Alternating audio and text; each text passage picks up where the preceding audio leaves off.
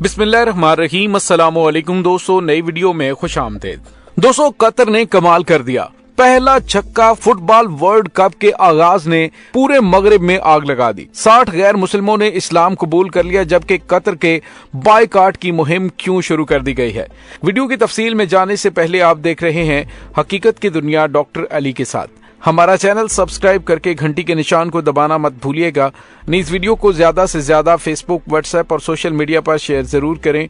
Share और like करने के साथ साथ कमेंट बॉक्स में पाक फौज जिंदाबाद, पाकिस्तान पाइंदाबाद और पाकिस्तान के गुमनाम हीरोज को सलाम का नारा कमेंट जरूर कीजिएगा। दोस्तों, कतर में होने वाले फुटबॉल वर्ल्ड कप का जादू पूरी दुनिया में इस वक्त सर चढ़कर बोल रहा है। फीफा वर्ल्ड कप का आगाज जिस रूप परवर अंदाज में हुआ, जिस तरह से कतर ने पूरी दुनिया और खास तौर पर अहले मगरिब के दिमागों से इस्लाम के खिलाफ नफरत को खत्म करने के लिए इकदाम उठाना शुरू किए हैं, इससे अहले मगरिब में आग लग गई है। जी हाँ दोस्तों, फुटबॉल स्टेडियम में ईमान ताजा करने वाले मनाजर और जिस तरह से फीफा वर्ल्ड कप का आगाज तिलावत कलाम पाक से हुआ और तिलावत कलाम पाक करने वाले गामनुल मुफ्ता जो के माजूर हैं, उन्होंने इस अंदाज से तिलावत कलाम पाक की और जिस तरह से मैसेज पूरी दुनिया को इस्लाम के बारे में दिया गया, वो अपनी मिसाल आप है।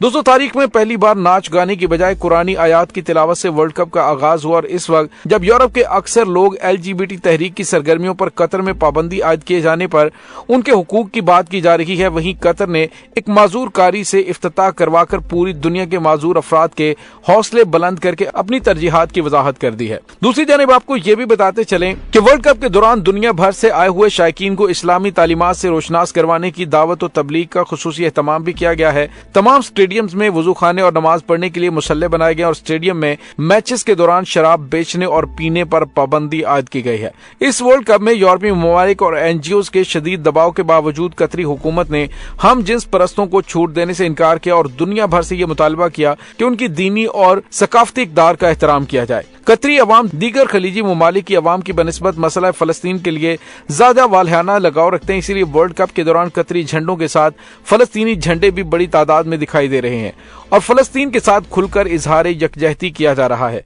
कतर जैसे छोटे मुल्क ने आलमी सतह के एक बड़े इवेंट के लिए कामयाबी के साथ शानदार इंतजाम तो किए हैं, दूसरी जानिब इस इवेंट के जरिए अपनी मजहबी तालीमात और कौमी सकाफत को उजागर करने का एहतमाम भी किया गया, जिस पर वो यकीनन दाद के मुस्तहिक हैं।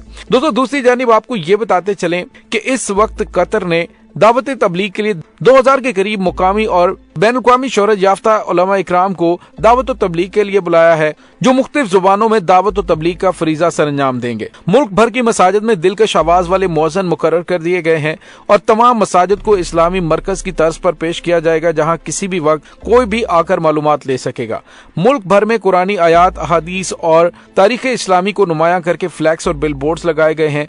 कुरान मजीद के तराजुम मुख्तलिफ जुबानों में और इस्लामी तारीख और सीरत की कुतब बांटी जा रही हैं। हर स्टेडियम में नमाज की जगह मुख्तस है और आलमी मुबल्लिगीन को मदऊ किया गया है, जिनके लिए खुसूसी सहूलियात फराहम की गई हैं। दोस्तों, यहाँ पे आपको ये बताते चलें कि फुटबॉल वर्ल्ड कप के दौरान जो रूह परवर मनाजर सामने आ रहे हैं, एक वीडियो सामने आई है जिसमें देखा जा सकता है कि इस्लामी तालीमात से मुतासिर होकर 60 के करीब लोगों ने इस्लाम कबूल कर लिया और इस्लाम कबूल करने की वो वीडियो भी सोशल मीडिया पर जारी की गई है। और दोस्तों, यहाँ पे आपको ये भी बताते चलें कि कतर में जारी दुनिया के महंगे तरीन टूर्नामेंट फीफा वर्ल्ड कप के पहले मैच के तमाम शायकीन को सुन्नत रसूल सल्लल्लाहु अलैहि वसल्लम के तौर पर महंगे तरीन खुशबू, ऊद और मुश्क तोहफे में दिए गए। दोस्तों, फीफा वर्ल्ड कप की पूरी तारीख का बजट एक तरफ और सिर्फ इसी 2022 के कतर में होने वाले फीफा वर्ल्ड कप का बजट सबको मिलाकर ज्यादा है। यानी एक अंदाजे के मुताबिक कतर इस फीफा वर्ल्ड कप पर $220 बिलियन खर्च कर रहा है। कम से कम 5 अरब लोग इस वर्ल्ड कप को देखेंगे और दुनिया की आबादी इस वक्त 8 अरब हो चुकी है। इससे आप अंदाजा लगाएं कि लोग इसको लेकर किस कदर पुरजोश हैं।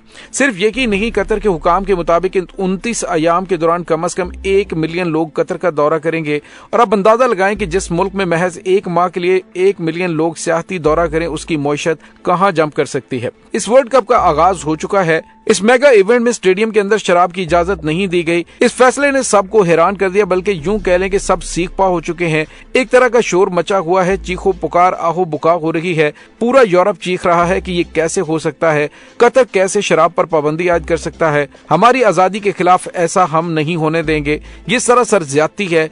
क्योंकि फुटबॉल मैच के दौरान लाखों तमाशाई अपनी टीमों को सपोर्ट करने के लिए मौजूद होते हैं और हार जीत के फैसले के बाद स्टेडियम के अंदर ही उसकी जीत की खुशी मनाई जाती है और गोरों के लिए खुशी मनाने के लिए बुनियादी चीज शराब है। अब जब इस पर पाबंदी आयद की गई तो आप जरा तस्वर कीजिए कि उन पर क्या बीत रही होगी। एक और बात, इस फीफा वर्ल्ड कप के मेन स्पॉन्सर्स 2 शराब की कंपनियां हैं जो कि ऑफिशियली स्टेडियम के अंदर और बाहर शराब की फरोख्त के लिए स्टॉल्स भी लगा चुके थे, क्योंकि उन दोनों कंपनियों ने लगभग $200 मिलियन की इस वर्ल्ड कप की स्पॉन्सरशिप दी है और ये सालाना मिलियंस डॉलर फीफा इंतजामिया को बतौर स्पॉन्सरशिप अदा भी करते रहे हैं। उनको नो बोलना यकीनन मगरमच्छ के मुंह में हाथ डालने के मुतरादिफ था, लेकिन कतर के शाही खानदान ने यह बड़ा फैसला किया।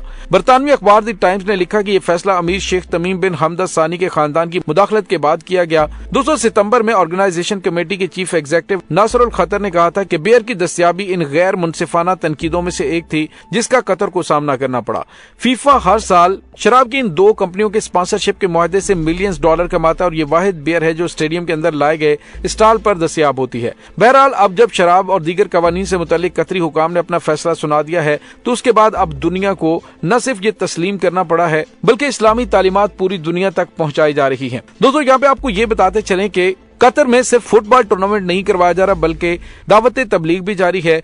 अमेरिका के नामवर अदाकार मॉर्गन फ्रीमैन सवाल कर रहा है कि दुनिया में किस तरह मुख्तलिफ अक़वाम, नस्लें और सकाफतें साथ रह सकती हैं।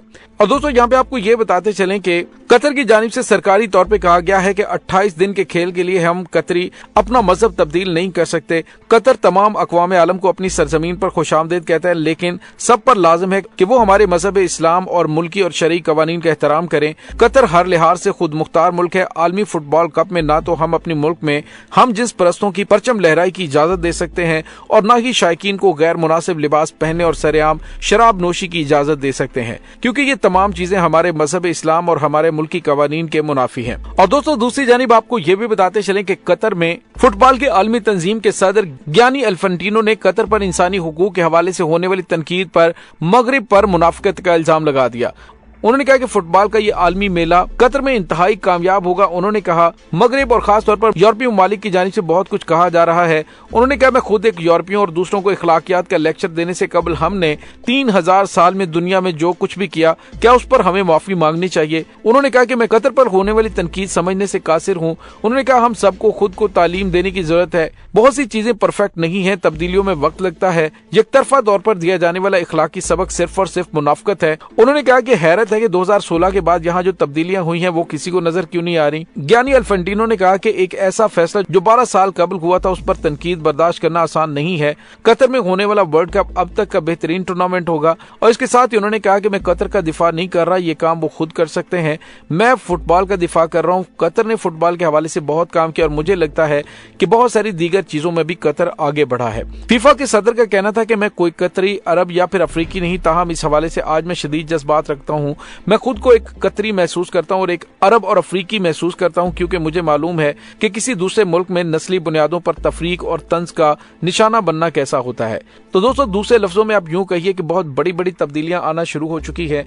लोग इस्लाम की जानिब रागिब हो रहे हैं और कतर को इसका क्रेडिट जाता है कि उन्होंने दुनिया की तनकीद को जूते की नोक पर रखते हुए इस्लामी शौर और इस्लामी तालीमात को मुकद्दम रखा है। दोस्तों इस तमाम सूरत हाल के बारे में आपका क्या कहना है, कमेंट सेक्शन में अपने ख्यालात का इजहार जरूर कीजिएगा। इंशाल्लाह बहुत जल्द मिलते हैं एक नई वीडियो में। तब तक के लिए अपना बहुत सारा ख्याल रखिएगा। पाक फौज जिंदाबाद, पाकिस्तान पाइंदाबाद, पाकिस्तान के गुमनाम हीरोज को सलाम। अल्लाह वारिस।